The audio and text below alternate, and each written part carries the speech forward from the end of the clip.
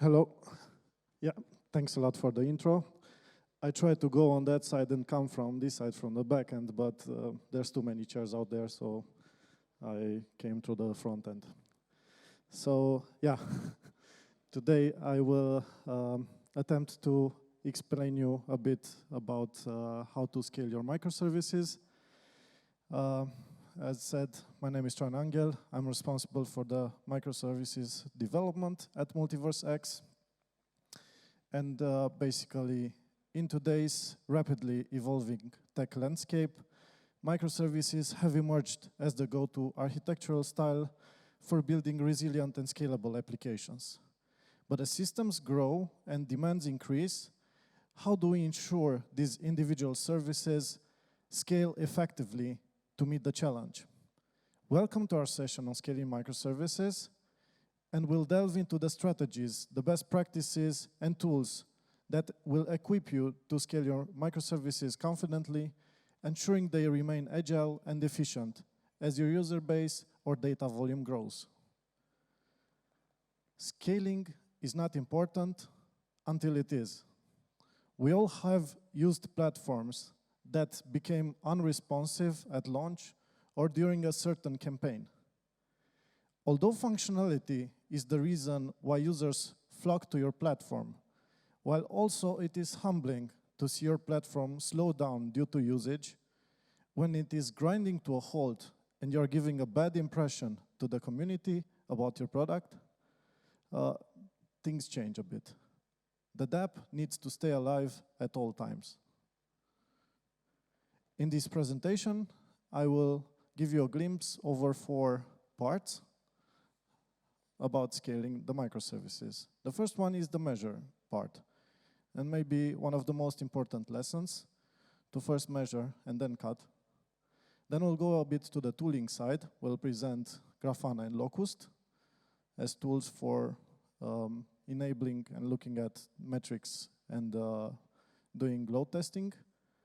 Then we'll look to some caching strategies, and at the end, we'll present a bit about how the microservices can be scaled using Kubernetes and adaptation of resources according to the load. So, like previously said, it is really, really important to first measure and then take action, because premature optimization, I don't know who said that, is the root of all evil. It's really good to optimize, to know exactly what you're optimizing. And in this way, you can also avoid a bit of over-engineering. So it's really, really important to measure what your user base is, what the load of your microservice is getting, on what endpoints, and so on. The key metrics of what to look if you're building a backend are the following. First of all, how many users do we expect to have during a launch or during a certain campaign where a lot of users might come? It's also really, really important to know what endpoints are being called by the users, because it might be that some endpoints are called often, some are not called at all. And also, what is the ratio of the called endpoints, so that we know exactly what endpoints to optimize. Once this information is known, we can implement some strategies to be able to handle this load. Really useful during the testing phase, but also for monitoring the health of the system, as well as getting insights with regards to endpoints that are slower than others, or if some underlying resources experience a slowdown as well. The SDK in SJS monitoring package offers multiple built-in components that export by default metrics used by Grafana. The important metrics that we have seen during the past few years that helped us scale our services are, first of all, monitoring API calls. But what's really important is to monitor not just how many requests you get on your microservice, but to break them down by endpoint, so that you know exactly how many API calls per second you get by endpoint. You know, that's how you know which of those are disproportionately more used than others. Also, really important is to get the average response time by endpoint, which gives you insight about the endpoints that are slower than others. Also, processing time by endpoint, which is basically the multiplication between those two. All the above metrics are computed automatically if the logging interceptor from the SDK in SJS monitoring library is used. What's also really important, to monitor the external systems. So what requests you perform to other third parties. And what's really, really important to also break them down by host, so that you know exactly how many requests you perform to what domain, because some of those might become slower than others. So what's important, to look at the external API calls per second and average response time, also broken down by host. Last but not least, it's important to also look at the CPU metrics. And one important lesson for those that are building on Node.js is that although extremely performant, we must not forget that JavaScript is single-threaded. This means that we must take extra care, making sure that we do not spend too much time in the JavaScript event loop. What is really important to note here is that if, for example, an endpoint spends 2 seconds executing synchronous JavaScript code, for example, in a for loop with billions of iterations, no other requests are being served on the same machine. And that's why it's important to look at the Node.js CPU usage. That means how much % of 1 minute was spent running JavaScript code. And if the % is high, then we know why the slowdown of the API happens. The CPU time by endpoint, also really important. That's a more difficult metric to extract, but it's also provided in the SDK and SJS monitoring package. Represent how much time was spent and executing synchronous JavaScript every minute by API endpoint. That's how we can find out what of those endpoints are using a lot of CPU. And also average CPU time by endpoint. Usually it must be in the region of milliseconds or in the low tens of milliseconds. Otherwise, it might impact other endpoints. In order to ensure the platform can handle the load, we need to perform many requests to our service in such a way that we are as close to reality as possible. And this is where Locust can help us as a tool. Locust is an open source, Python-based load testing tool that allows developers to simulate millions of users to test web applications and services. It offers a scalable, code-defined user behavior approach and provides real-time insights through a web-based UI. It is not enough to just test all endpoints. It is very important to understand which are the most used endpoints by the application. Certain endpoints may be called in real scenarios 10 times more than others. And the performance improvement in a frequently called endpoint has a much larger impact. It is really important when identifying performance bottlenecks to always sort by impact.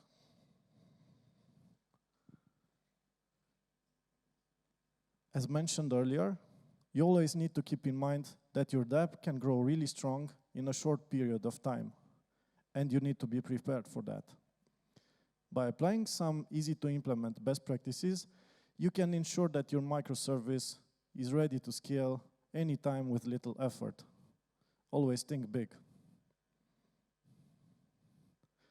In order to serve as many requests as possible, the microservice should be horizontally scalable, meaning that there can be multiple instances that contain the same service deployment. When requests are directed through a load balancer, they can arrive at multiple microservice instances, even when triggered from the same user. As a consequence, the service should be stateless. No request should depend on another request. If the need arises to store common data in a horizontally scalable environment, a data store such as Redis should be used. You could find out that the same endpoint inside your microservice is called with exactly the same parameters a lot of times. One example would be the information that you see on the MultiversX Explorer on the main page. Every user reaching this page at the same time needs to see the same data. You can leverage an endpoint caching strategy to make sure you don't have to recompute in order to return the same information for a series of users requesting the data at roughly the same time. The caching interceptor of the SDK-Nest.js cache package offers two very useful functionalities. The first of them is the so-called request train. If the same GET request is performed multiple times by multiple users on the same instance, until the first request is resolved, the other ones do not trigger any processing, but they wait for the first one to fetch the response, and then they return the same response as well, thus not overloading the system.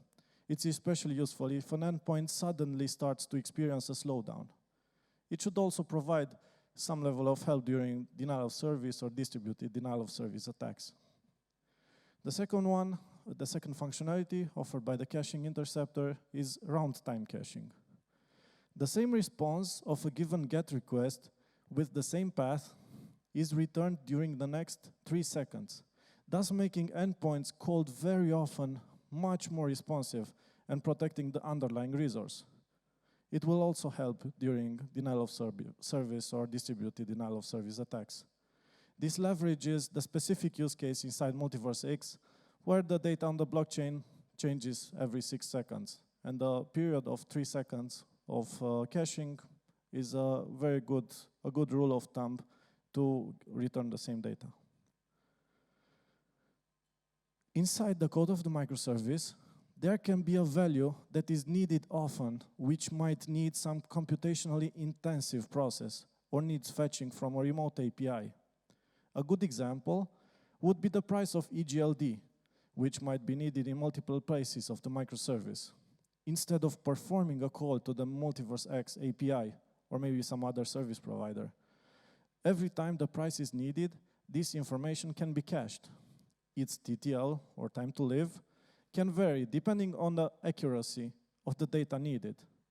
It can be 1 to 10 minutes, but can also be specified to multiple hours if the data is mostly static. The SDK-Nest.js cache package contains a class called cache service that is a composite of 2 caching layers. The first one being in-memory and the second one being remote, Redis, or Redis-based. Inside the cache service, we have the get or set function, which performs the following steps automatically. It returns the value from the in-memory cache if available. This is the fastest cache and does not involve any networking. And the fetching time is in the region of microseconds, as much as a dictionary call is fast. Then, if it does not find it in the in-memory cache, it returns from the remote cache, if available. This is also fast, and the return value is also stored in the local cache to be able to resolve it later. And also, this is usually, as a response time, it gives the value back in 1 to 10 milliseconds. If it doesn't find it in the in-memory or in the remote cache, it executes the fetch function, then stores the value both in the remote cache and in the local cache with the given TTL, time to live, and then returns the value. And this enables microservice development to be able to fetch the data as quickly as possible and to maintain a high speed and scalability. Another idea of improving the scaling of microservices is called cache warming. This is the process of proactively pushing a value in the cache. It is used in situations where we want to always have a low latency when fetching a certain value that is cached using value caching. It is especially useful when the computation of the value takes a lot of time. And this, as a consequence, can bring the so-called request punishment. And this happens when a value that we store in the cache goes out of the cache, and then the computation for it might take a while. Let's assume that the computation of a value, which we store in the cache, takes 2 seconds. When the TTL of the given value expires, or the key itself expires, the first request which will need that value will be kind of punished with an extra 2 seconds of response time. If we know that this value will be used often, we can decide to proactively cache warm it. In the previous scenario, we could store the value with a time to live of 2 minutes and refresh it every 1 minute. In this way, our value never goes out of the cache and no request is being punished. The rule of thumb here is to have the time to live at least twice the cron period to give it enough time to compute the value and make it available. Sometimes in the execution part of an API call, a potentially lengthy but not critical process for the response time of the call itself might happen. In order to maintain a low response time, but also guarantee that associated but not time-critical processes are executed, we might implement a queuing system. For example, when a user submits a piece of information, we might send an email as a consequence of it. Maybe as part of the process of sending this email, we might use computation resources to generate an image or process a complex report as a PDF. We do not really have to wait for the actual sending of email to occur. We only need a certain guarantee that it will eventually happen. This is where an asynchronous queuing system might prove to be really helpful, which also helps us scale the APIs since it lowers the actual API response time and performs the action on another instance that eventually gets the job done. You can use, for example, RabbitMQ as a message broker, but there are others equally good and fit for different purposes, such as Apache Kafka or AVS's SQS. The important part here is that the guaranteed message delivery retry mechanism in case of failures, which can be configured to apply back-off techniques, and a specialized dead letter queue, where all messages that could not be handled are gathered as they can be retried on demand, such as when a bug fix is deployed to address an underlying issue and then resend those messages from the dead letter queue that could not have been processed. Using an infrastructure such as Kubernetes, you can implement a framework that is able to handle resources in an efficient way, giving you a lot of control over your microservice architecture and helping you scale your resource up or down, making sure you do not waste any resources. Before any important event that might use a lot of load, it is important to perform over-provisioning, meaning to always allocate more resources to be able to handle a sudden surge in requests towards a web service. Booting up extra instances might take a while, and if they are inserted in the environment before they are ready or have data inside their caches, they might also impact the platform negatively by slowing down the average response times. Dynamic scaling means that you can insert certain rules to add more machines to handle the load. A good rule of thumb is if the CPU load of an instance is greater than 50%, another instance should be added to the stack. Seamless deployment means that you can maintain the current stack of deployment active until a new stack is completely deployed, started, and verified that it is ready to accept requests. Only then can the requests be directed towards the new stack, while the old one is scaled down. Another interesting feature of this functionality is that you can easily roll back to the previous version if the new version behaves unexpectedly. This was the presentation of scaling microservices. I hope it gave you some useful information, especially for the backend developers. Thank you.